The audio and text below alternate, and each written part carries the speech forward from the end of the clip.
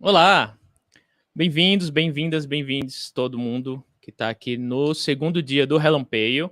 Hoje é o segundo dia do Festival Relampeio, que é um festival internacional que a gente traz autores e autoras de fantasia, ficção científica e horror para debates aqui no YouTube. E, bom, antes de a gente começar com a nossa mesa que fala sobre flash fiction, eu queria dar alguns recados aqui para vocês, né? Então, primeiro, inscreva-se no nosso canal e apoie a gente, né, para que o Relampeio possa continuar nos próximos anos aí que vierem. Nós estamos na segunda edição agora, né? Bom, e a gente tem o nosso Pix e o link do PayPal, que estão lá no nosso site, relampeio.com.br, e também está aqui na nossa descrição embaixo. Né, e com esse valor que a gente vai arrecadando, a gente consegue, né, enfim, levar o Relampeio adiante e continuar. E além de tudo isso, a gente tem um projeto que a gente ajuda, que chama Tem Gente com Fome, né, que a gente sabe como os tempos que a gente está passando hoje em dia são tempos muito difíceis, muito complicados, e o valor que a gente arrecada por lá, a gente repassa para o Tem Gente com Fome, né, o site deles também é temgentecomfome.com.br, então vocês podem apoiar a gente e apoiar eles indiretamente, ou vocês podem apoiar eles também indiretamente no site deles, está aqui embaixo a informação. Também temos um sorteio, então tem um sorteio de livros também, quem está fazendo, vai lá no nosso Twitter, também tinyurl.com/sorteio-relampeio, vocês podem ir lá participar do nosso sorteio também. E, bom, eu acho que era isso aqui que eu tinha para dar de informação inicial, e a gente está hoje aqui para falar sobre flash fiction, com 3 pessoas incríveis aqui. Hoje é a minha primeira vez que eu estou sendo host aqui para vocês, então eu estou aqui somente para facilitar a conversa, eu vou deixar que as pessoas falem por si só. E, bom, estamos aqui hoje com 4 pessoas, né, além de mim mais 3 pessoas, né, estamos aqui com o Mazi Nwonwu, que é da Nigéria, que está aqui para falar com a gente. Então, antes de eu pedir para ele se apresentar, eu vou me descrever fisicamente. Eu sou um homem branco aqui, usando óculos, fone de ouvido, camiseta marrom, com um microfone aqui na minha frente. Ao fundo tem coisas de casas, como uma TV, uma impressora, um mapa mundi, um quadro. E eu vou mudar agora para inglês, se vocês me permitem, para a gente poder continuar e apresentar o Mazi e as outras pessoas, os mediadores que estão aqui com a gente hoje. So, Mazi, thank you for being with us today. It's a pleasure to be here with you. I'm very, very excited. So I'd ask you to introduce yourself and physically describe briefly yourself for the audience that is here with us on YouTube. Okay, thank you very much for having me. Very, very happy to be here. I am Mazi Nwonwu, a journalist based in Lagos, Nigeria. I also write speculative fiction with an interest in African culture and how you project them into the future. Sorry, interrupting. I'm very sorry about that. So I am just probably like an inch under 6 feet. I'm very close to 6 feet. So if I had gotten a little bit, I would be 6 feet tall. I'm chocolate in complexion. I weigh about 90 kg, and that's about it. I have a little bit of tummy, so not so much. I'm 41-year-old now, so I think that's what is about me that I can talk about now. Okay, thank you. Fabris, please introduce yourself and describe yourself briefly to the audience. Hello everybody, good afternoon. I am Fabris, I'm a professor at the Federal University of Bahia. I'm usually teaching language and English language and literature. I've been studying literature from Nigerian authors for a while, and I have this poetry reading group called Saravas Negras, in which we articulate interviews with Black writers, we have poetry reading events, and also we give workshops in creative writing. And on the moment, I'm starting a project on storytelling translation, which is a continuity on my thesis, in which I had worked with storytelling translation from southern Nigeria. And now describing myself physically, I'm a black trans woman, light-skinned. At the moment, I've got long curly hair, a little bit below the shoulder long. I'm wearing some lipstick, dark brown lipstick, blouse which is stripy, white and golden. I have yellow nails and an earring with matching headphones, not intentionally. I'm wearing some earrings, they have cowries, but they're not showing very often because my hair is covering them. They have cowries in them and some gold craft work around.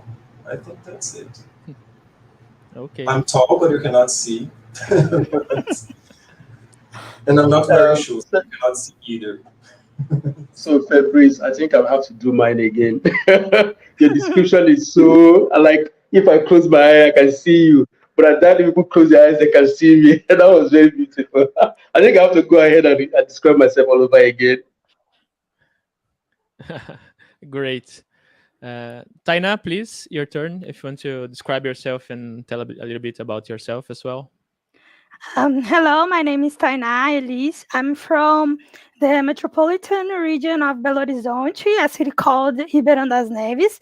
I master in social and cultural history, and specifically, I study post-coloniality and African studies. I am a white woman. I have dark brown hair. It's partially tied. I am wearing a headset. I'm wearing red glasses and red lipstick with a blue t-shirt. And behind me there are a shelf with a lot of action figures. Okay, thank you. So I think we can jump to the start of this conversation. Now we're going to talk about flash fiction and writing science fiction and fantasy in African countries. Thank you very much, Mazi. I remember knowing Mazi first at FutureCon, which is another conference that we did last year, and it's a very pleasant conversation. I heard about him. And I want to start with Fabrice, please, if you want to open the conversation. I think you girls have a lot of questions on your script. I'm looking at it right now. So if you want to start with the conversation, then we can take it from there. Okay, but I think the first question is Taina's. Okay, then please. But thank you very much. I forgot to describe my background. Can I just... There's nothing much. There's just a white door and a white wall. And there is this mandala, which my sister made for me with the colors of the trans flag, which is pink, blue, and white. Great. So, Taina, would you like to start? Because the first question was yours. Okay, yeah, sure. Yes. Mazi, first, I want to tell you that it was a pleasure to read your work. I was very, very impressive, especially about deletion, which I thought it was kind of prophetic about the times that we are living.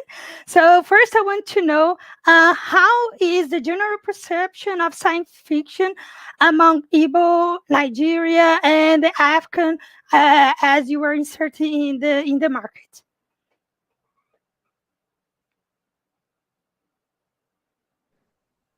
Thank you very much, Taina. I appreciate the question. Science fiction or speculative fiction, any of it, is considered to be the traditional style of storytelling that we have, because we come from a culture where we do believe in a whole lot of what you call magic realism, but for us, it's not magic to say. It's almost like it's a way of life. So I will explain it this way. If, for instance, somebody in the United States comes to someone's house and say a woman just turned into a bed by the street corner, it's going to, everybody will be like, that's not possible. You're just making it up. But in the society where I'm from, you'll be shocked that if there are 10 people in that room, 6 or 7 are going to be like, what did she do after she turned into a bed?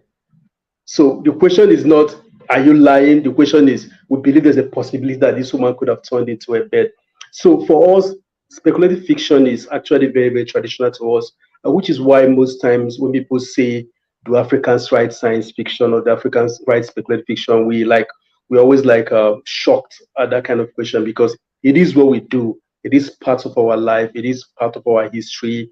We have stories of mermaids, got stories of I won't use the word witches, but got stories of spirits. Like in Igbo culture, the story of the goddess in the river is not a woman living in the water. It's another world inside the river. So you go into the river, you are going into a different world altogether. You're going to a world where you're going to see houses, you're going to see cars, you're going to see just like an alternate reality to what we have today. So for us, it's very traditional. It's it's what we do, even though we don't call it speculative fiction. If you watch most of our movies, like the one we have with Nollywood, which is quite popular across the world, you are definitely going to see elements of speculative fiction in them, and they are traditional. We don't grade them as speculative fiction because it is the reality that we live in. So that's writing SFF here. It is something we are used to. It's something that is easy for us to do because there's a whole lot of this kind of stories already existing in our culture. So different thing that we're doing is that we're actually classifying it as speculative fiction. Most of us who are writing it now, so we're moving it away from the normal to give it a brand and say, okay, this is speculative fiction, and it's not just the contemporary fiction that we tell. One of the most popular writers of my generation here is a young man called Nathan John. Nathan John won, I don't think he won, but he was nominated for the Ken Prize twice. Both stories were what I would classify as speculative fiction stories that we published in the magazine that I co-founded with Chinelo Onwa. But it was published as literary fiction here because it is what we do. It is what we are familiar with. So it's something that we accept and that we do. It's quite common for us here. So it's not strange. So when people go on and say, make it sound as if we are just discovering it, we are shocked because no, we are not discovering it. It's always been here. The very first novel published here, if I remember, that should be The Forest of 1,000 Demons. It's speculative fiction in nature everywhere it is. It was published in the 1930s or 40s. I kind of lost the date in my head, but that was the very first published novel that we have from Nigeria, and it's speculative fiction in nature. So it's as old as our writing here. Thank you. I don't know if I answered the question. You answered.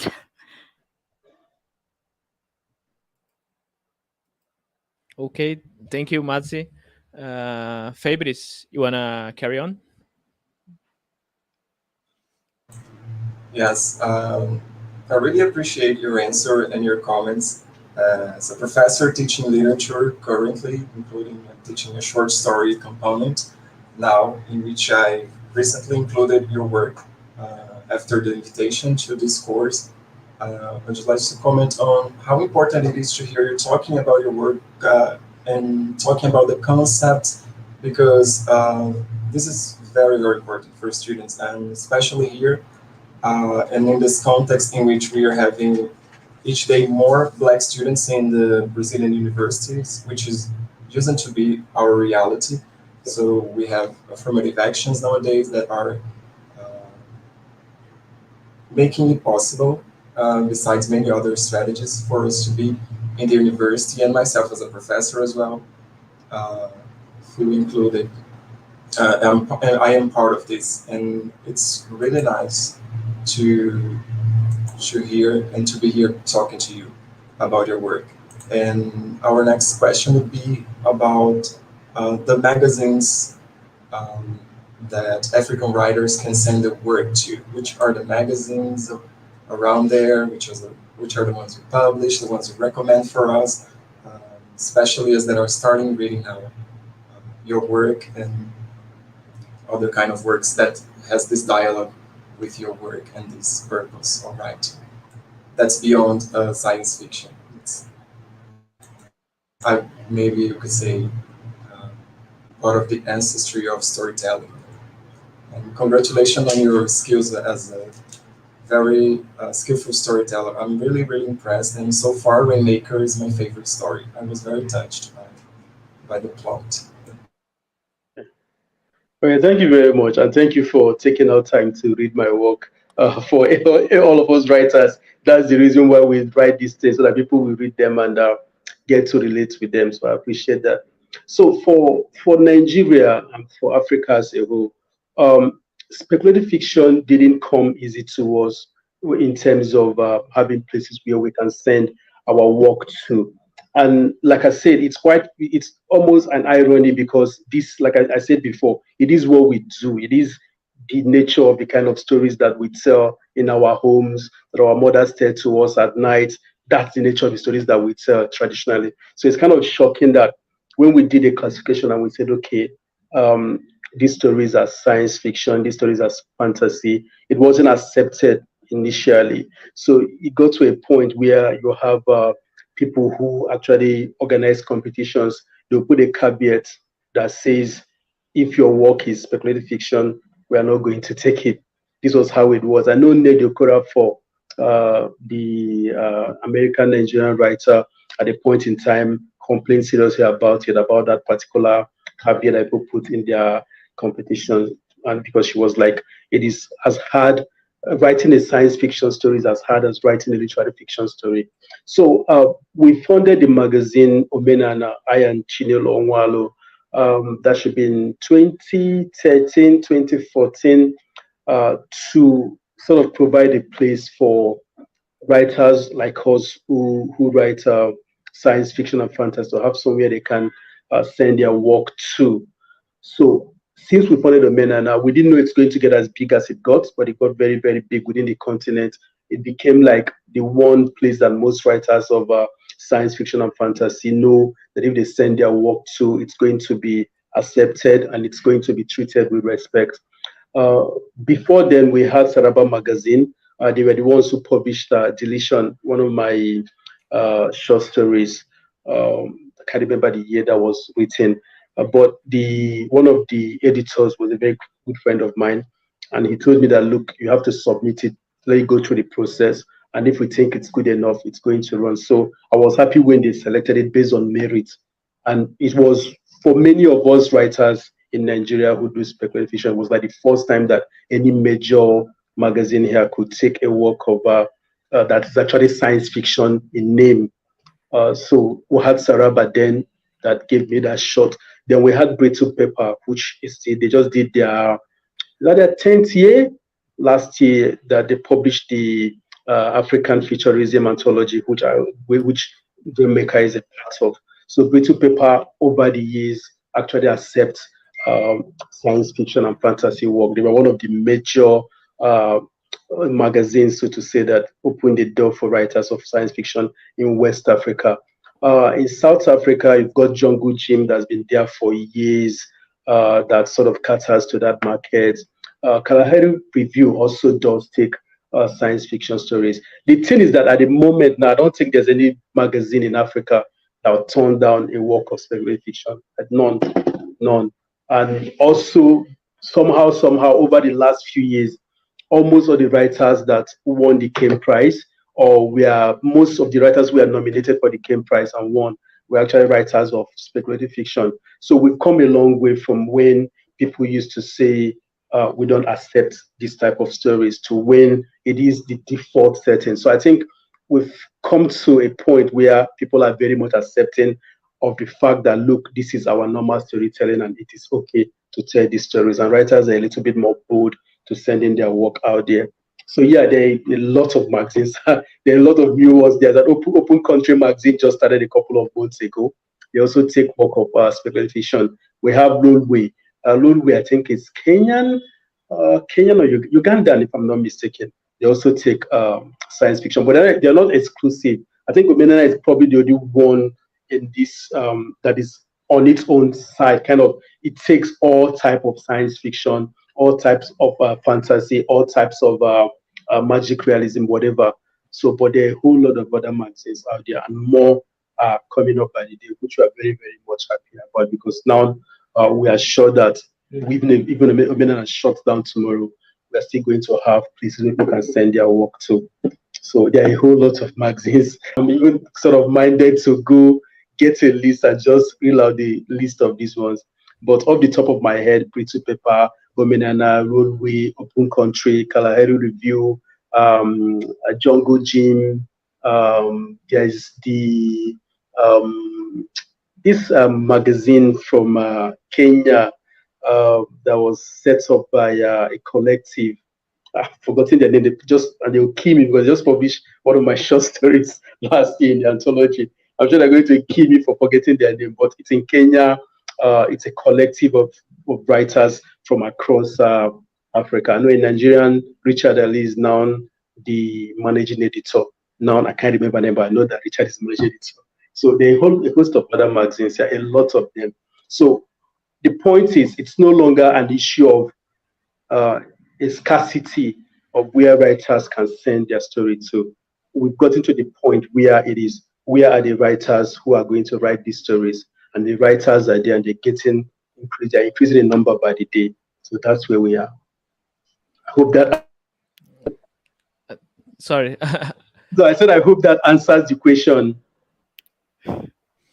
Okay. I really love that about what you said right now, because here in Brazil, I think we identify a lot with what you said about the sheer number of magazines in West Africa, in Nigeria, and Kenya, and all the specificities of each country, each place, where people maybe from outside Africa maybe don't realize the diversity of settings, of stories, and of people working on speculative fiction. And in Brazil, here in the last maybe 4 years, we've seen also a surge of magazines working with speculative fiction. We've had already others from some time before, but now we've seen magazines opening up to the public with many how can I say, many kinds of stories they're accepting. So magazines from the northeast of Brazil, from the south of Brazil, from the southeast of Brazil, and accepting stories from all places. So I think it's also we also feel contemplated about what you said here, because Brazil is also is almost an entire continent, and with a huge diverse background of people and ethnicities. So I feel very touched about what you said also. So thank you very much for that. And I'm gonna pass I don't know if Fabrice and Taina want to say anything about what he said. Otherwise, we can go to the next question. So feel free to carry on. So I just remember the name of the magazine. I forgot. It's Jalada Collective. So they've got the Jalada magazine. So they're not going to kill me now. You want to comment, Fabrice? No. First, I want to thank you for all the indications. I think it is I am knowing the genre now, and I'm very, very curious to read more about it. And thinking about flash fiction, and I was thinking about creative work because I'm not a writer, and through microhistory, historians try to focus on a small community and subaltern people that could not register the entire biography. However, our imagination is restrained by Western historical methodology. I wonder how you produce flash fiction and other kind of stories. Do you think about the whole context of the characters, the background, the universe, the concept? Because we read only a part of the story. So I think how it is to produce this kind of literature. Okay, I think for flash fiction, it's actually very difficult. You don't have the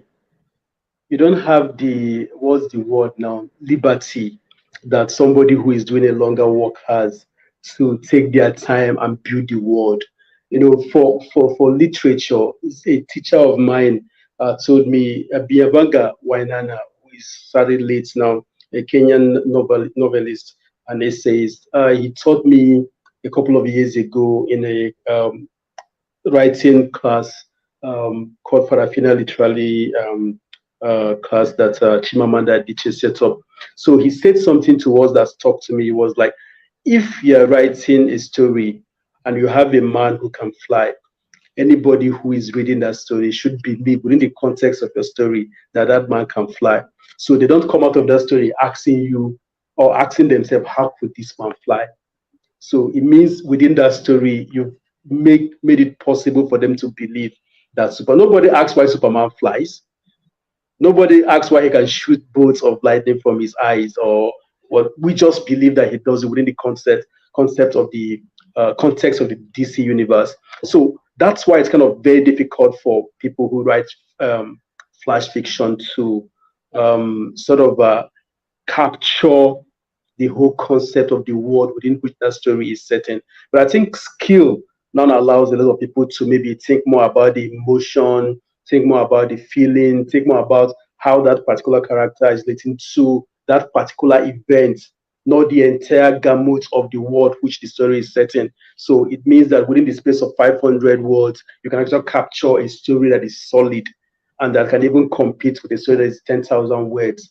So skill comes into play. So yes, you do not have to think about everything that exists that can be possible within that world, because you don't have the time to do that, which is why flash fiction is probably one of the most difficult type of literature to attempt and to master. There are people who are very good at it, very, very good at it. So within a short period of time, they give you wonderful work that you can read and then engage with. Others are not so good at it. So I think that's how I feel that. Then if you're writing a much longer piece of fiction, not a novella, let's say a short story that is like maybe 3,000, 4,000, 5,000 words, you have a little bit more liberty to explore the world within which your story is set in. You did talk about Rainmaker before. In Rainmaker is probably like 6,000 words, if I'm not mistaken. I was aiming for 3,000. That was my aim. But by the time I got to 3,000, there was still a whole lot for me to add to the story because it wasn't complete. So I had to keep going back to what I've written to make sure I capture the elements I want to put out in the story. Because much of the stories I write come from either experiences I've had or from my history. So my Rainmaker, I've not said this anywhere though. So Rainmaker came from actually my history. So my mom is from a family of rainmakers. So in the past, I don't know if that's true. So in the past, they believe that even if you want to do a festival or a ceremony in my mom's town, you have to go to her family and pay money for them to come, send somebody to come stop rain from falling. So that was their job. So me as a writer, one of the primary reasons why I write is that I feel that some of these aspects of our history and our culture need to move from now to then. We need to find a way to preserve it. And the best way I think I can preserve it is not to write a theoretical book of non-fiction that people will find very boring and read in the classroom. I feel the best way would be to take these snippets of my culture and put them into a short story that you can read and enjoy, and then sort of you just leave it at the back of my mind. Yeah, there's a family of rainmakers. People used to make rain at one time or the other. So that's how I get my concept. So for that story, flash fiction wouldn't have worked for it because I wouldn't have captured the elements that I needed to capture in that story. So I had to go beyond flash fiction.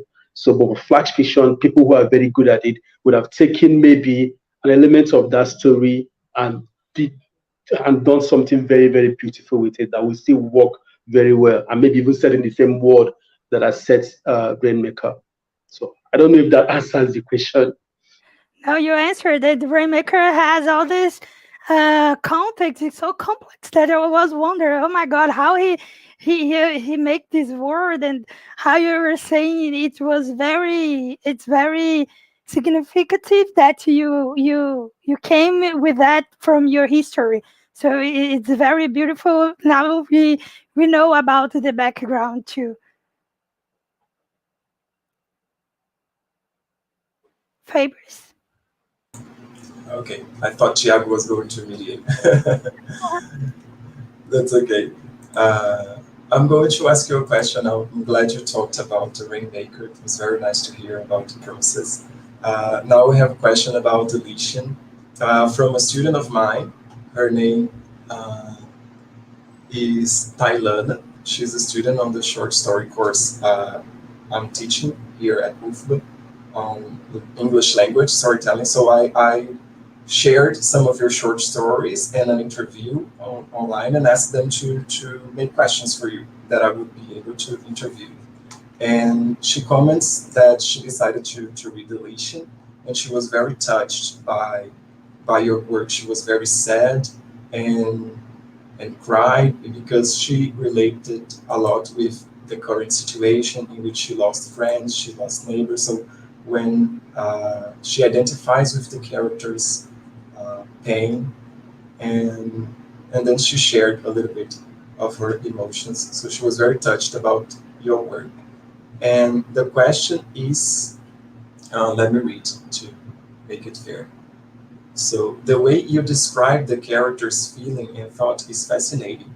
She would like to know what inspired you to write this flex fiction, Deletion, this is one specific, and if you would like to change something now after this COVID-19 pandemic on this story, Deletion.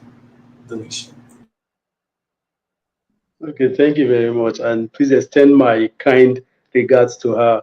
2020 has been a very, very hard year for all of us, and I understand her pain. So extend my regards to her and her family. Deletion came at a very low point in my life. I don't believe I've had suicidal thoughts. I think I have, but it's not something I own up to all the time.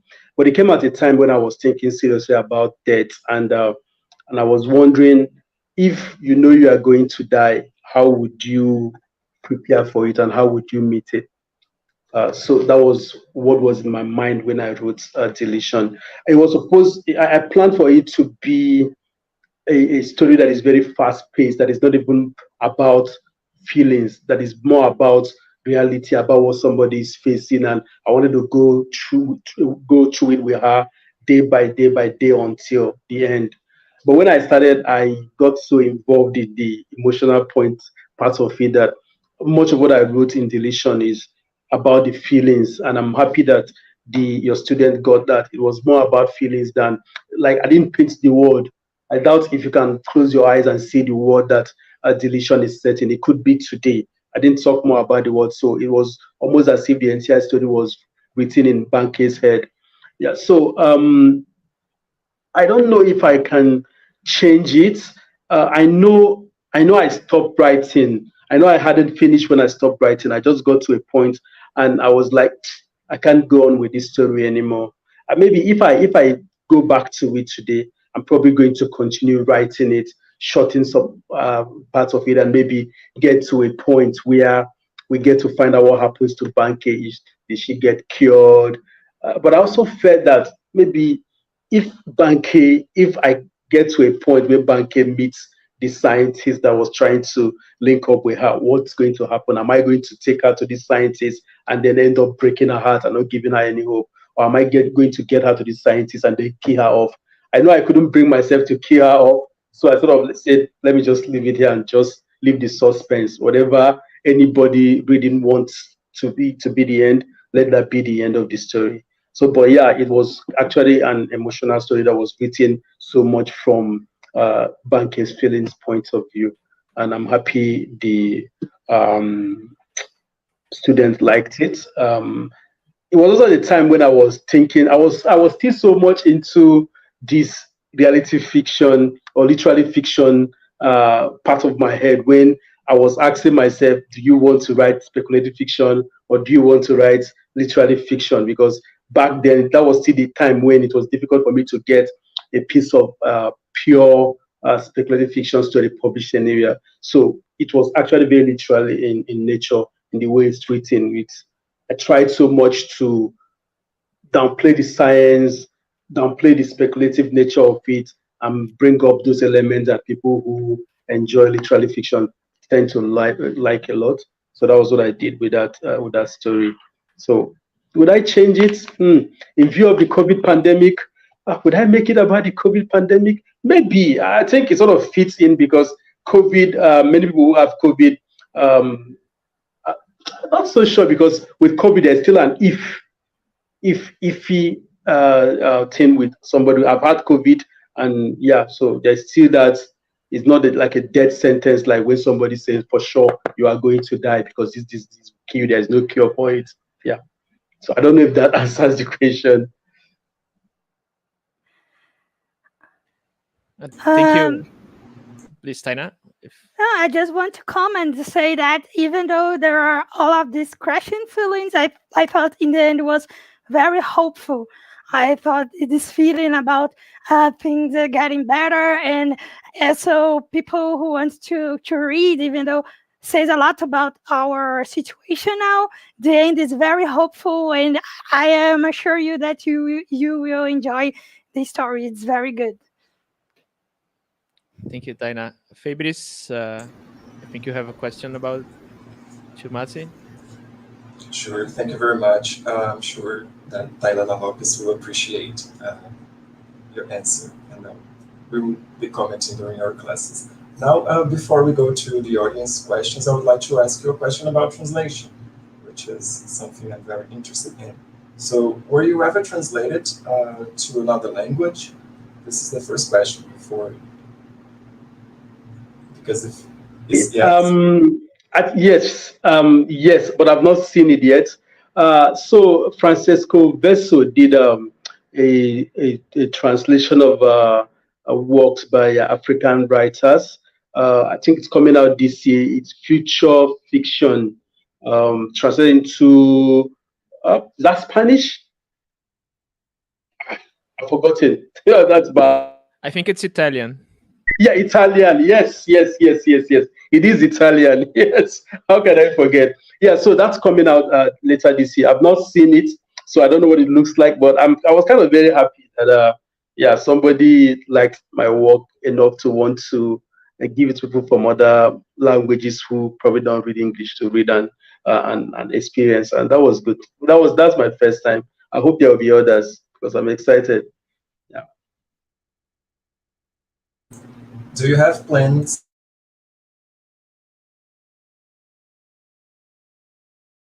Fabrice, you are muted. Thank you very much. So, two questions. One is if you participated somehow in the translation, and how is the translation process for you? If the translation process influences your writing, because you're multilingual and you write in English, so I would like to know that, and your expectations in your interest to be published in Brazil, because I have students already interested in your work, students who are translators, students who are studying to be translators. So this will be very interesting for us here at the Federal University of Bahia. Okay, for the first question about being involved, no, I was not involved in the translation process because obviously I don't speak or write Italian. I've done a little bit of translation myself. I think I do it every day. I work for the Igbo language service in BBC in Nigeria here. So every day I've had to do a lot of reading English, which I translate to Igbo. So I understand a little bit about translation and how it could actually change the tone of a story. So I'm wishing I can read Italian so I will know what this feels like when it's read in Italian. I'm waiting for the readers to tell me what they think of it, and I'm pretty sure it's going to be a little bit different from what the reader in English will say. To give an example, in Igbo, a lot of things that you say that are just a word in English, an entire phrase or a sentence in Igbo. To give a random example, love. Love is a word in English. Love is not a word in Igbo. Love in Igbo is to see with one's eyes. Basically to say, I see you with my eyes. So it's not one word. So if for an Igbo person who you want to translate love to, it's a much deeper, much more organic feeling that the person will get from your expression. So yeah, I'm very much interested in how a translated work will appear to a new audience. And yes, I'm happy for my work to be translated into any language at all. Any language at all. I'm happy for that to happen. Already I speak probably like 4 languages. So I speak Hausa, I speak Igbo, then Pidgin English, then English, and a little bit of Yoruba. Not as good as I should speak, but a little bit of Yoruba. So yeah, I like languages, and I like how they sort of morph a work into deeper meanings. Mostly, usually deeper meanings, not like there are people who sort of are afraid of what translations will do to their work because they feel that if a work is translated, the context will be lost. But that has not been my experience so far, because all I've seen, doing English to Igbo, you tend to always get a deeper meaning. Like I say, a word becomes a phrase. A phrase has much more meaning than a single word. Yeah. So that's my view on that. So before we continue, I want to make a public call. I don't know if Jana Bianchi from the last panel is watching us now, but Jana, she is the creator of the Mafagafo magazine, who sometimes translates short stories from other people. Jana, we want Mazi on translated to Portuguese. Please bring him. Well, that was just something I want to say. But what I really want to say right now is for everyone who is watching, please ask questions on the comment section. We will answer some questions later in the panel. So you can ask with the tag like pergunta or question or whatever it is in your language, and then the question itself, so we can see it more easily on the comment section. So please ask questions for us so we can ask Mazi afterwards. And then let's carry on. Anyone want to comment on what Mazi said, or else I think Taina can carry on with the next question.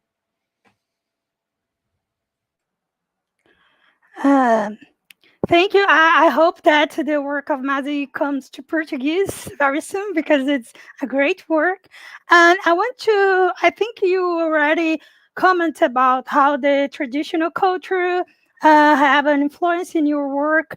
I thought in Totem and Rainmaker, there are all the oral history in the way that you concept, the way the characters are related to each other. I think it is very important to see that from your perspective.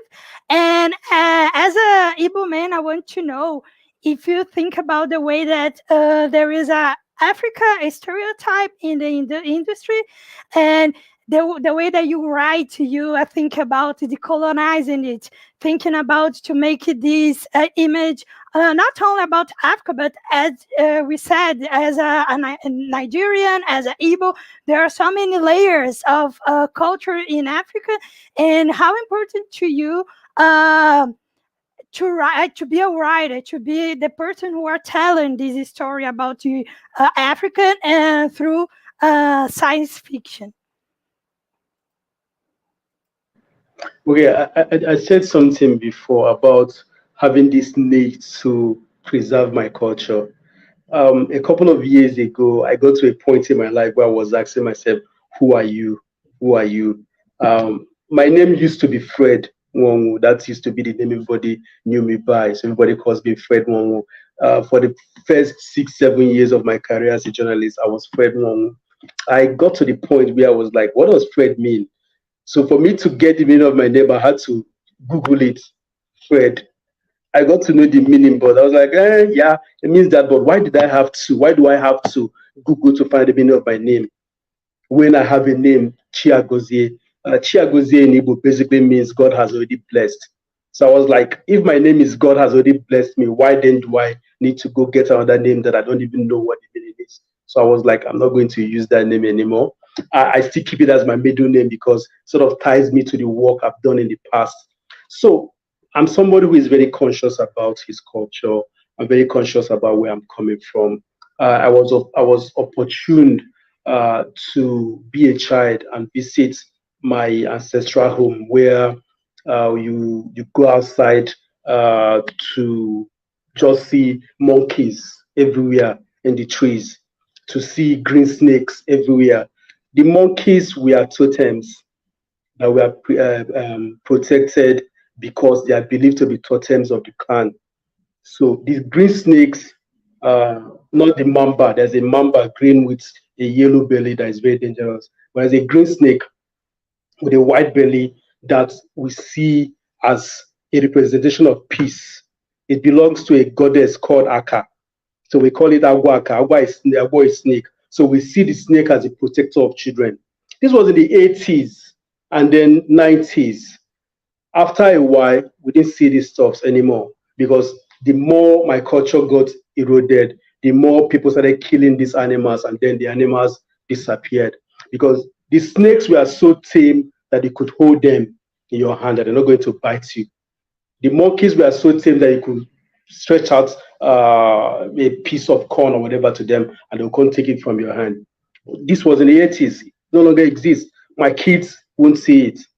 They don't see it. So we tell them about it, but it's gone.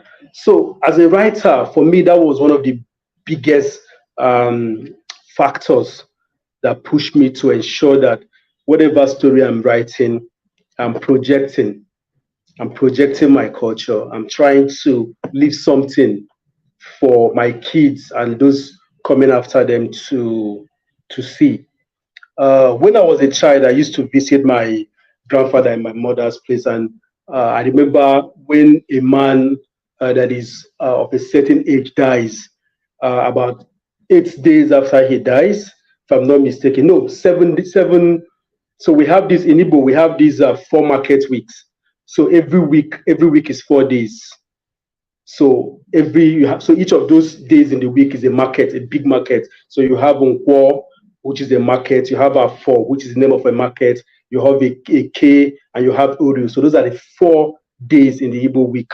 So if a renowned man dies, 7 of those 4 market days, they are going to do a very big funeral for him, where you are going to see masquerades. Some masquerades that have not come out, people have not seen in the last 20, 30 years will come out that day to celebrate that man. So it used to be a big festival, similar to the carnival you do, which I'm pretty sure came from this. So we used to witness that a lot. We don't have that anymore because we've had an erosion of our culture by modernity and also by religion, to the point that we started seeing those things as evil because the pastors, sorry to use the word, in churches told us they are evil. So people burnt most of those artifacts or most of those cultural attributes, and they are gone. I witnessed it, the tail end of it, but I was lucky enough to see it. So I want to tell my children what I've seen. But like I said before, I don't want to put it in a textbook. People can write textbooks. I write stories, so I'm going to put them in my stories. So I talk about the snake in totem. Where I am from, the python is not a totem, but there are parts of Igbo land where the python is a totem, where it's a taboo to kill them, where they're believed to belong to people, and they call them mother in some parts of Igbo land because they believe that they are sort of connected to that python in a very intrinsic way. So that's why I put this element in my story, and I feel very strongly about them. And I try my best to make sure I keep fidelity with the culture. I try to make sure I capture it as it is, the real story, what it is, the elements of it, as much as I can within the context of the stories that I'm telling. So that's why you have that in Totem. Totem is a very old story. I'm surprised you saw that. So you have it in Totem, you have it in Rainmaker. There's another story I did, Masquerade Stories, where what I wanted to do basically was to name the masquerades I know. I wanted to name the masquerades and describe them. That was what I wanted to do, and I did that. And I think I was very happy with myself that I did that.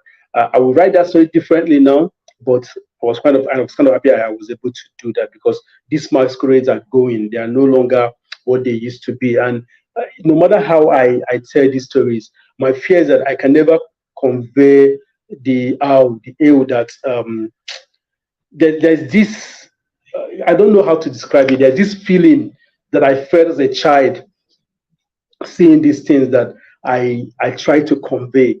I don't think I succeed, because I don't think you can exactly convey this deep feeling of love and belonging and culture. I don't know the words to use to describe this, but it's like connected to connection that a tree will probably feel to the earth if the roots are deep enough. I don't know. That's how I feel. It's deep connection to my past, because I look at this masquerade, I look at these animals, and I'm like, these are what my ancestors saw. This is what they left for us, and we've left them behind. So that's why I add these elements to my stories. And also, the other thing about my writing is I try to consider what is real to me, to my friends, and to my family. And I'm pretty sure 50 years from now, the African in me is still going to be the African in me. The African in my child is still going to be the African in my child. So how my child is going to approach a world 50 years from now is still going to be colored by his Africanness. So I try to make sure I respect that, and I tell stories that are African in nature. I try to put the African, I'm looking for a better way to say this. So I'm looking at 100 years from now. I'm looking at an African family. I'm trying to say this is an African family. Are still going to be affected they're still going to be impacted by the Africanness. How they deal with things is still going to be an attribute of the African in them. A story I wrote for the Afro SF anthology. Was it Afro SF anthology? I can't remember. Yeah, I think one of them was for the African Afro SF anthology. The other one was for Brittle Paper. The one for Brittle Paper is Family Meeting. So family meeting is basically something we do here, where we do not believe that if a woman is getting married to a family, that she's getting married to just her husband. We don't believe that if you have a child, that the child is yours alone. We believe that the child belongs to the community. The child belongs to your mom, belongs to your sister, your brother, your neighbor even. So whenever there's an issue in the family, we tend to try to solve it together. So we don't go to court as easily as people in the West go to court. The first point of call is call a family meeting. Come, let's talk about the issues you guys have. Can we resolve it? What's your problem? Can you forgive? Can you guys let go of this thing? This is my advice for you guys. So family meeting is set in the future. Far future, where we have an astronaut come all the way back from Mars because he's having issues with his wife to try to solve it. So he comes back home in Abuja, Nigeria, and you have uncles and aunties all flying in, some from as far as the United States, to come sit with them and talk about the issue they have. So that's family meeting. So it's science fiction set in the future, but still with the African setting and the African mindset of we're a family. We deal with our shit together. So I do that a lot in the stories that I write. Try to make sure they are still true. So I try my best not to tell the story from the European point of view or from the European experience, because that's not my experience. So I read them, I enjoy them, but that's not my experience. An African is definitely not going to approach an issue the same way that an European is going to. Yeah, Africans, some definitely not. That's not everybody would, but in the main, me as somebody who is born and bred in Nigeria, my breeding colors me. An African who is born and bred in the United States or in the UK, I'm pretty sure the environment the person grew up in is going to color that person, how that person reacts to issues. But this is just me trying to make sure my reality is captured in the stories that I tell and to make them as real as possible. So I don't know if that answers the question, because I know that's pretty a long one. Well, I'm taken aback by your response now. It's a lot to take in. I don't know if Fabrice, Tina want to comment before we carry on. I think it's you said a lot there. There's a lot to process. So, girls, anything you want to talk about during this answer? Well, as a storyteller, I learned that the process of storytelling involves a lot of listening. So it's good to process because we lived in a colonized country with our references since the beginning, that bring many other aspects of life, and as a Black person, it affects us a lot. And I was thinking about commenting about if your interchange with Black people all over the world that are not African or are African descendant, because for me, like reading Chinua Achebe for the first time was like changed my life, and it was the story I always wanted to listen to, and nobody ever told me. And it's here, and it was published in the 50s, late 50s. I was born when I was born. This book existed already. It was already translated to Portuguese because it was translated to Portuguese in the early 80s. And I had no clue it existed. So listening to you, sharing this experience as a storyteller, it's very emotional. I don't know if I can comment, and I'm just thanking you for being able to listen to you to this, and that's good that we have it recorded. So sometimes it's good, just to listen, because we've been neglected talking about many countries, of course, during the process of colonization, of listening to the stories of our ancestry. So this is a present. Thank you very much. Taina, you want to comment? Like Fabrice, I am processing and how, history has always neglected the subjective part of the study. It's always much about thinking about culture as an object to study and to learn from you how this impacts and thinking about, as Fabrice said, we are a colonized country also, and we have to think how we are developing our thought to not reproduce it carelessly, and that's it. Thank you very much. Okay, thank you. Well, I think we can go on to the question of the audience. There is one here. Let me try to put it here on the screen. It's a question from Patchlord. Mazi, do you feel that writers from non-Anglo/Euro countries are constrained in their choice of topics in a way that writers from the US and Europe are not, that they can write about anything because they are in the center of the capitalist colonized world, and maybe they think that we can talk about anything because we are the center of attention, and then maybe other countries need to talk about specific topics to be heard. How do you feel about that, about this kind of situation? I'm not very sure I can comment about what the writers in Europe how they approach writing, or if they are constrained about what to write about. I don't think we are in Africa. I think the issue we've had, which I said before in Africa, is the platforms with which to write these stories. A friend of mine, mom, who has been published by Omenana several times, he approached me a couple of months ago before COVID hit, and we are talking about how we can have a sister platform for Omenana that is sort of dedicated to people from the Francophone parts of Africa, because it's almost as if the conversation about literature is centered on the Anglophone part of the continent. So for the people in the Francophone, for sure, it's now the issue of platform, not the issue of what to write about. So the major difference that I probably want to point out is for the writers in the US and maybe parts of America, from my experience, they tend to be a whole lot of political, and more like there's always a political angle to the stories. So there's always an agenda.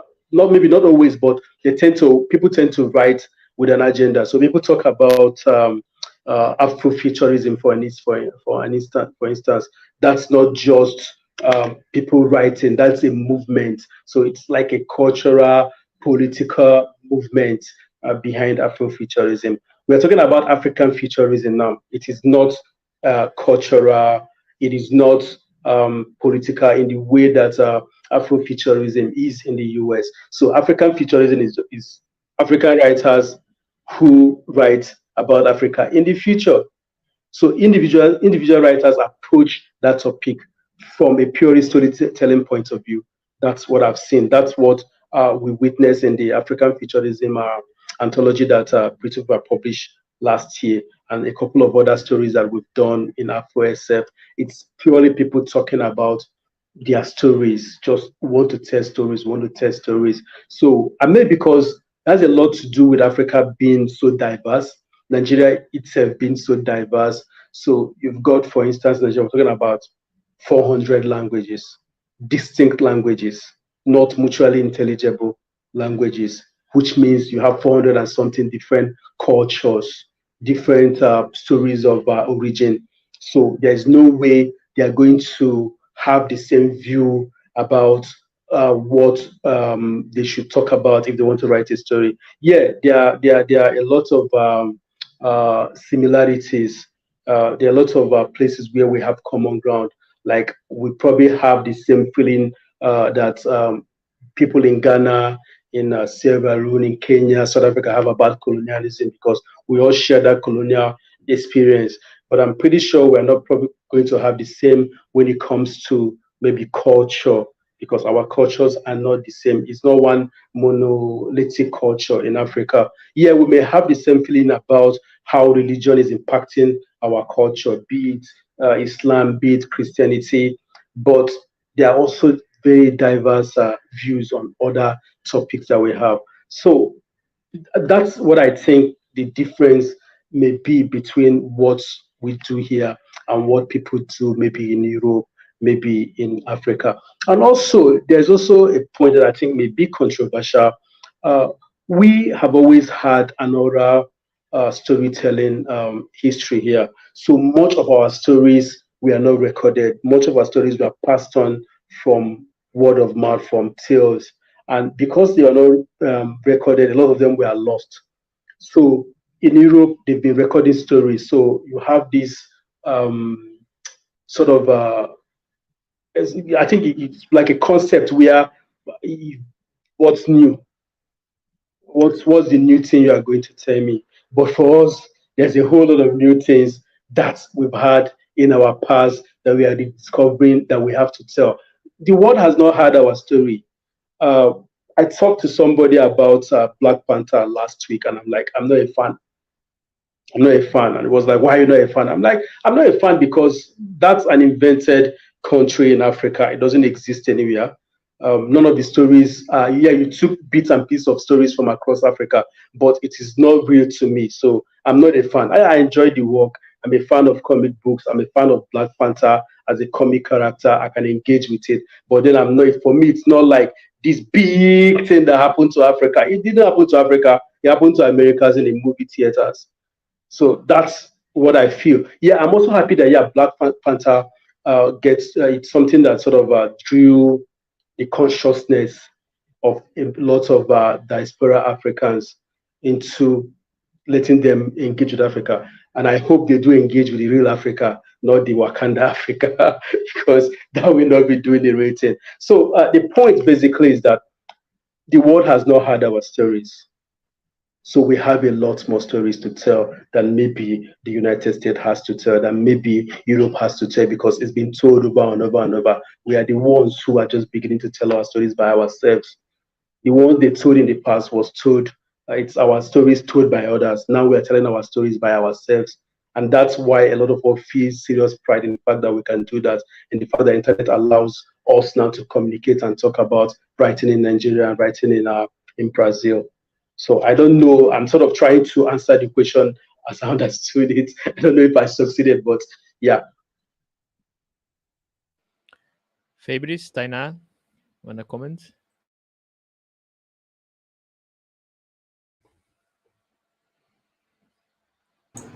Do we have more questions from the audience? Yeah, sure. I mean, if you want to comment about what he said right now, feel free. Otherwise, we carry on to other questions. I just want to say that he said about engage with real Africa and not Wakanda. It's very sometimes difficult here because we have sometimes in university, we, as Fabi said, recently we are studying history of Africa. It's very recent and sometimes all European views about Africa. So it is important for us to engage in African authors to understand their point of view, not only to reproduce what already said in the colonial perspective. So it is very, I thought it was very remarkable what you said, because it is sometimes easier for us to access what European or American is saying about Africa than to have access to what Africans are saying about themselves. I want to add something. That's actually very important. I consume a lot of comic books. That's what I read most of the time. It's hard for you to find a comic book that has a scene in Africa that puts it in a city. It's hard. It has to be a hut in a plain with lions and giraffes and all of that. But that's an Africa I've not seen. I've not been to safari before. I've only seen a lion in a zoo. There's no lion in the bush in my village. You get? So that's why for me, it's very important that we've gotten to a point where Africans are telling these stories. One Omenana author, Suyi Davis. Suyi Davis was published a couple of years ago, and I remember an interview I did with Jeff Ryman, and he was asking me about the authors we've published and who I think is going to make a splash. And I said Suyi Davis, and I'm happy Suyi Davis has gone to write comics for Marvel. I'm happy Ned Okara for his writing for Marvel. These are people who understand where they are coming from and can better tell the story of Africa in a comic book or in a movie. So I'm in Lagos. I'm in a hotel room in Lagos. If I go outside, I'm pretty sure I'm not going to see any wild animal until I go deep into a forest in maybe a neighboring state. Okay, so the point I'm making is that there is a real Africa, which Hollywood, which people who write for some of the major DC, Marvel, a lot of people who write a science fiction set in Africa who are not Africa are not yet. So I'm pretty sure it's unconscious bias. I'm pretty sure it's the Africa they've come to know, because there's something you learn without knowing you're learning it. All the books they've read about Africa, all the movies they've seen of Africa, it's of this scene. The TV series Heroes, if I remember correctly, has an African character in it. We always meet this African character in a desert, in the Kalahari Desert. That's the African character. So whenever they want to move to Africa, Hero goes to meet him there. He's in a desert. Like, he doesn't have a house. In this age and time, when almost every African, all African countries have big malls, massive international airports, 24-hour lights and stuff, we've got our issues. But the point I'm trying to make is that the depiction of Africa is still very, very much in the Edgar, what's his name? The guy who did the Tarzan stories. That's the Africa that people still want to show in their stories. And that's not the Africa that is. Yeah, we've got forests. Yes, we've got grassland. Yes, we've got deserts. But yeah, we also have towns. We also have big international airports. So anybody who is coming into Nigeria is not going to land in a forest. It's going to land in Abuja or Lagos, where you have an ultra-modern airport. So why are we not seeing those airports in the movies? Why are they not being true to the truth of Africa? Why are they not trying to? Because people spend a lot of money in movies to be sure that the movie scene is accurate if it's set in New York. They want to make sure the street light is where it should be. They want to make sure the zebra crossing is where it should be. They want to make sure the language, the accent is correct. But when it comes to Africa, you pick a generic accent for us, even though my accent is quite different from the accent of the person who sits next to me in the office. We don't have the same accent. We're all Nigerians, but we all come from different backgrounds. So the point I'm making is one of tokenism. Africa being the token, where you just do the bare minimum and you get by. No. So we're going to tell our own stories, and we're going to be true, and we're going to tell it as it is. And we're going to be proud while we tell these stories. And we're going to hope that you are going to listen to us, and then people are going to make amends and say, yeah, these people deserve to be given a fair shot. That's my pitch about this. Fabrice? I would like to comment a little bit on this aspect on accessing Africa through the United States. And it's interesting how we see these narratives in the diaspora and contextualizing a little bit, because I'm at the university for a while. I'm a professor now, I'm a student, and we've been reading and studying African writers, at least not as much as we needed, not as much as it was necessary, and as well as studying Brazilian Black writers. And we've always been there and studying and writing papers and writing novels and short stories.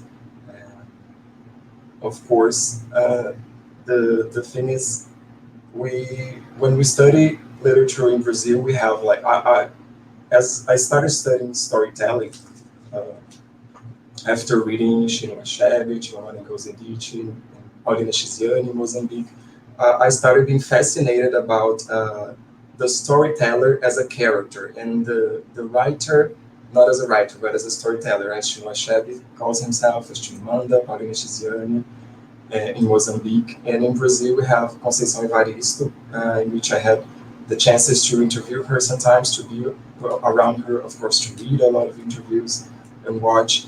And African stories are in her stories, because they are told by her descendants, her ancestors. So we have the stories there.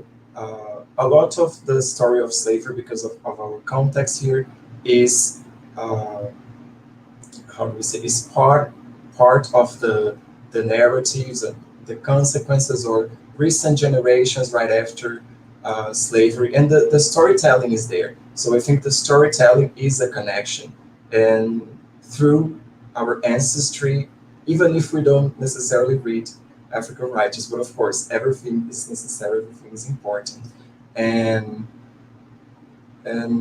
it makes me think about this, because we have these elements there, but we don't see. Sometimes I used to read a text, and then after starting reading critics from Black professors, Black academics, talking to Black writers, and organizing this poetry reading group, getting to know a lot of people, a lot of literary works, it's like you're always learning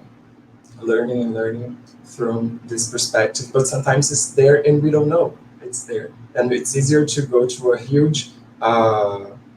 hugely financed production to access something that's always been there around us. So the storytelling is always been there, told by Black African descendants in Brazil and in many other countries. And I would like to hear a little bit about, because I just love your storyteller characters in your stories.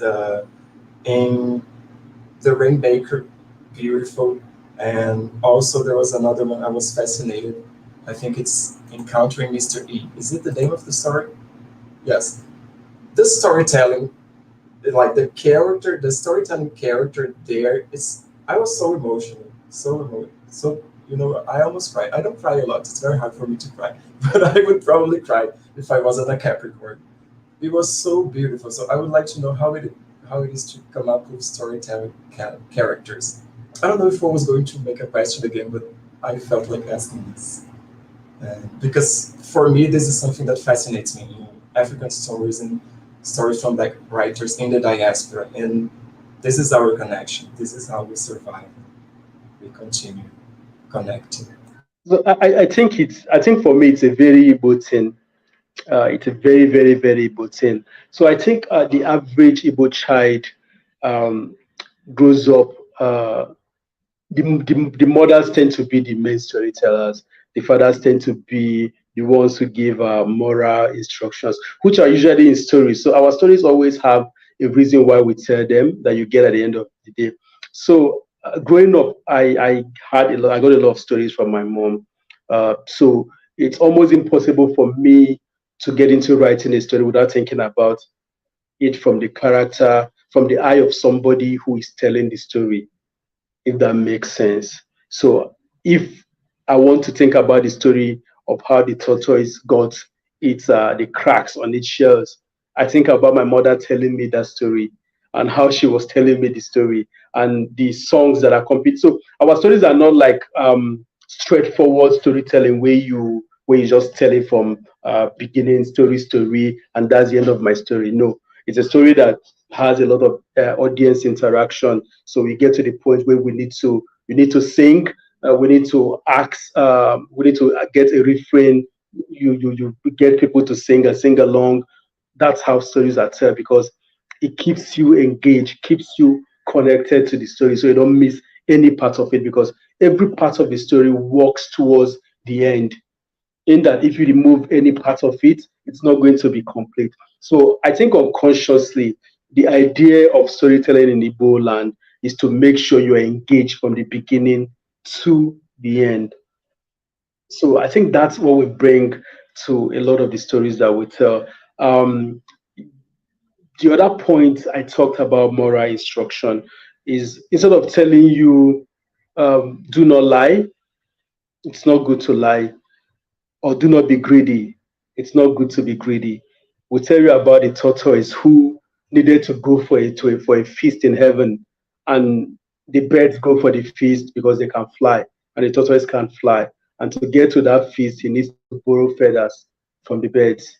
And when he got there, because he's greedy, he took everything, ate everything. And the birds were like, okay, since you didn't allow us get a share of this feast we invited you to, give us back our feathers. And then he had to jump from heaven because he can't fly, and then cracked his shell. So instead of saying, do not be greedy, we tell you a story about somebody who is greedy and then the consequence of that greed. So that element of storytelling and the storyteller is very, very strong.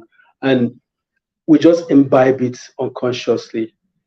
We just imbibe it unconsciously. And there are some stories that you don't want to be the narrator.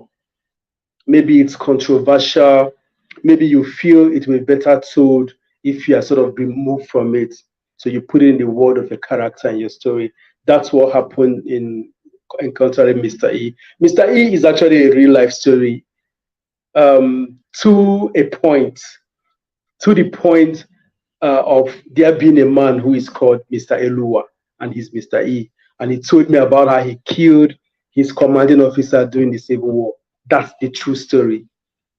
The other elements were added for me to be able to tell this story without endangering Mr. E, who committed murder during the Nigerian Civil War, if that makes sense. So I told Mr. E's story through Mr. E's voice, with Mr. E being the character that told the story in the story about him, then with all the made-up elements, yeah, to make it work. I don't know if that answers, because I keep having to ask. So that's that for that. I just want to comment that thank you, Fabrice, that she said it's right. The stories about Black people in Brazil are being writing, but unfortunately, people are not listening. But they have been writing since they arrived here. And I think my comment was very specific, but I think it is a question for us as Brazilian also to look at our culture, as the native ones that were here before the Portuguese, and also the black people that came here. I think their stories that I said in microhistory, they are here, and we have to look at them and listen to them. And thank you, Fabrice, for your comment, because I think I was very, I was equivocated a little bit with the way I put the question. Thank you. I think we are also very much interested in the stories of the African diaspora. That's why when we set up Omena now, we actually did open it up for anybody who has an African lineage, because we also believe that they also need to tell their stories, and their stories are also one of the stories that are underrepresented in the world today, which is why we open it up for anybody who has an African heritage. Yeah, you could be white, but you're African. Yeah, we take that. Black, you're African. People from South America who can tie their lineage back to Africa. Yes, we believe their voices should be heard, and they should be heard from a medium that promotes African writing in speculative fiction. So yes, we do welcome people from Brazil. I hope that the world gets to a point in life where we can have a work written in Portuguese, and we can have very, very accurate translation. Yeah, Google does well, but we can have very accurate translations in real time, so people can read in any language and engage with it. And I think that's a dream for any speculative fiction writer going forward. So yes, we do want to hear, and we do believe that's important for these stories to be told. And then, yeah, we do see a whole lot of our, so to say, attributes in Black people in South America and in North America and in Europe too, especially in the Caribbeans and in Brazil too. We do see a whole lot. We hear words and we'll be like, yeah. So when somebody in Jamaica says Unu, I know exactly what he's saying. He's speaking Igbo to me. He's saying you in Igbo. Yeah, but that's what Unu means. So it's an Igbo word that has translated, has been carried over generations, that reminds me that yes, these people are actually your people, and they still are. So yeah, it's important that these stories are told. Yeah, thank you, Mazi. We have still 10 minutes to go, so I want to ask one last question from the audience, and then we go to our final remarks. The question is from Carol Chiovato, and she asked, well, coming back a little bit to the flash fiction topic, what are the main differences, Mazi, between writing flash fiction and short stories of other sizes? Yeah, from flash fiction and short stories, but like bigger ones. For you, what are the main differences? I think the major difference, besides the length, which is very obvious on out there, is the approach to writing that story. For the flash fiction, I'm probably not going to go into so much detail. And like I said before, it's going to be more of feeling, more of emotion, more of that moment, a little bit of flashes into the past. I've written some flash fiction pieces before, and I know they are quite different from the lengthier ones. And the major difference, like I say, is how much detail that I put into it, how much of the scene, how much of the moment, how much of the world within which the story is setting.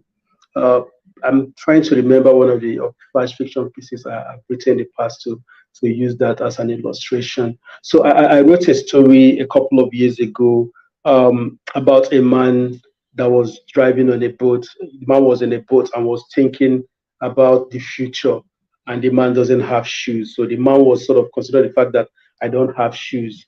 And the man was looking around, look at everywhere that I am.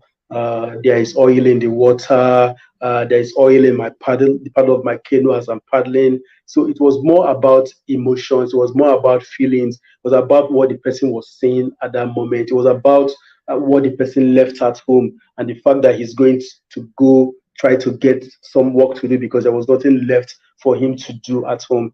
So you read that story, you are basically just seeing a flash in that person's life that gives you an insight into who this person is and what is going on in this person's life, but not enough for you to build a whole lot with, but enough for you to read it and enjoy it and be like, okay, I want to know more if it's possible for me to know more. So that's how I view flash fiction. Flash fiction in a lengthier short story of probably, let's say, 6,000 words. It's probably like 500 to 1,000 words of that story, which kind of summarizes, gives you an idea, or gives you a starting point into that story, enough for you to say, okay, yeah, this is enough for now, but if I can get more, fine. So that's how I see flash fiction. It's micro, it's small. It's a word against a sentence, so to say. So the word can be very, very powerful, but then the sentence gives you much more. Yeah, I don't think I'm trying to explain it in my own word. That's how I understand it. So flash fiction, flash is short, is fast. It's usually very, very straight to the point.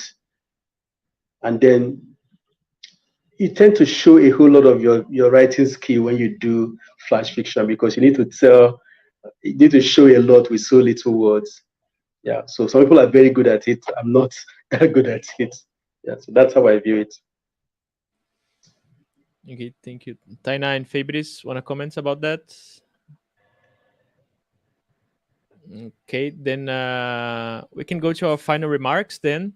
I'll ask each of you to talk a little bit about where people can find you on social media, book launch announcements, website, social media. Well, anything you want to say just for the audience. So, and thank you very much for everyone that's on YouTube right now watching us. People were the chat was, the comment section was like exploding with questions, and of course we cannot ask each one of them right now. But I will start with Mazi. Can you please say your final remarks? Okay. I want to first thank you for having me, for giving me the opportunity to speak about my work, and also speak about my word and my worldview, which I expect is going to be very different from what some people are used to. But I also want to say it's also valid, because it's my worldview, and I'm happy that you're allowing me to talk about it. That's probably one of the best things that you can do for me. So I'm happy. Thank you for having me here. I'm from Nigeria. Like I said before, I'm Igbo. I write speculative fiction. I have an affinity for science fiction, but I tend to want to, if you've read my work, you find out that the science are usually very subdued. I tend to like drop it down and just tell the story that the average man on the street can relate to. So you don't have to love science fiction to understand and read my work. So that's very important to me. I founded Omenana magazine, which is a magazine that's open for writers from Africa and the African diaspora, like I've said before, who write speculative fiction of any type, to send in their work. It was founded in 2013, but our first issue was in 2014. My co-founder is Chinelo Onwalo. She's based in Canada now. She was the editor until she left for Canada. At the moment, she edits Anathema magazine, which is very much interested in queer fiction. I'll mention Chinelo for a moment, because Chinelo is very, very integral to what we've done in Omenana. And when Chinelo came to Omenana, it was just an idea that I had. And she came and she helped me make it whole. And she taught me one vital thing, because I never did care about gender mixes. Whenever I'm selecting stories, I'm like, where's the best story? Let's put out the best story. So Chinelo taught me that no, we have to make sure the gender is balanced. So if we have 5 men, we need to have 5 women. If we have 2 guys from Nigeria, we have to have 2 guys from Kenya and 2 guys from South Africa, just to make sure there's a mix. So that's our impact in the magazine. So we basically have done this magazine since 2014. We are going to publish our 17th edition by the end of this week. And unfortunately, it's going to be the very first edition where we have all men. Not by design, but we did this stuff where we did a call out for African futurism. And the works that came in, we are very few, because we're trying to address one of the imbalances that we have here. We have more writers wanting to do magic realism and what we call urban legend. People wanted to talk more about our culture or not do science fiction. So most times, Milena, if we get 20 submissions, 18 of them are going to be magic realism, what we call urban legend, and stuff to do with spirit and all of that stuff. And our gods are very few to do with science or science fiction. So we are trying to address that. That was how we pushed for mostly science fiction, African futurism for this edition. So unfortunately, we have mostly male submissions. So for the first time, we are going to have women, but we may end up having to balance it in this edition and make it all women. So that's that for me. So like I said, I'm a Nigerian. I'm a journalist. I work with BBC for the Igbo language service in Nigeria here. That's what I do in my day as my day job. It's very demanding. Gives me so little time to do what I would prefer to do, which is to sit down and write these stories. Love them in my head. At the moment, I don't have any of my own work published. I've had some close shaves where people have offered to publish my anthology. I have one at the moment. I'm yet to sign the contract. Probably going to have to do that this week. I've not had time to sign that. It's from a publisher in Nigeria here, and I'm hoping that they're going to publish it by next year. Hopefully, a collection of my short stories, some you've read, and I'm working on other short stories and working on a novel which I've been on for a couple of years. So that's about me. So I want to thank you for having me. And I'm also very grateful that this is probably the first time I'm engaging with people from South America in this way. So thank you for bringing me to your world. I'm very, very grateful. So thank you very much. I hope I've not said too much. No, and we thank you for coming. Fabrice, last remarks, please. Okay. Thank you very much for the invitation. It was a pleasure to be here this afternoon with you guys. You can follow my work, especially with Sarau Vozes Negras. We are on Facebook, on Instagram, as... Should I speak in English or Portuguese? As you prefer. Okay. So, at Vozes Negras, and my personal account on Instagram is at fabrice.contadora.d, letter D. Ele tá em português, né? Não faz Fabrice Contadora de Histórias, mas é letra D. So, Fabrice Contadora de Histórias, and my email is fabrice@ufba.com. Não, peraí, gente. Acho que é .br. Fabrice @ufba.vr. Fabrice@ufba.br. This is my professional email. I think that's all. Thank you, Fabrice. Taina, please, final remarks. Okay, I would like to thank you, Mazi, for your participation was amazing, and I've learned so much from you and for Fabrice too. And thank you to the Relampeio for the invitation. I am at Instagram at Taina Elise. I'm not. There is only cat photos, but I'm also going to make some propaganda from Preta Nerd Burning Hell, which is where I am with Annie making some lives on the Wednesday at at Twitch. So if you want to me and Annie are always collaborating, but I'm not a producer myself. That's my community, Preta Nerd Burning Hell. If you want to know them, they are amazing. Search in the social media @PretaInerd. Thank you very much. Well, thank you, everyone. Thank you, Fabrice. Thank you, Taina. Thank you, Mazi. You can find me on at Thiago Lee in Instagram and Twitter. And remember to subscribe to our channel here on YouTube. Like the videos and everything that YouTubers like to say at the end of their videos. support us, support Relampeio. We accept Pix and PayPal. There's the link on the description, and you can also help the charity we are working with. In today, actually, we have one more panel. It's the science fiction Latin America with Diego Cepeda and Rodrigo Bastidas. Check it out, all the full program. There's still 2 more days after today to go on Relampeio. So you can go to relampeio.com.br, relampeio.com.br, and check the full program. And that's it. Thanks everyone who's watching now, and thanks Mazi, thanks Fabrice, thanks Taina again. And that's it. Thank you everyone, and bye bye.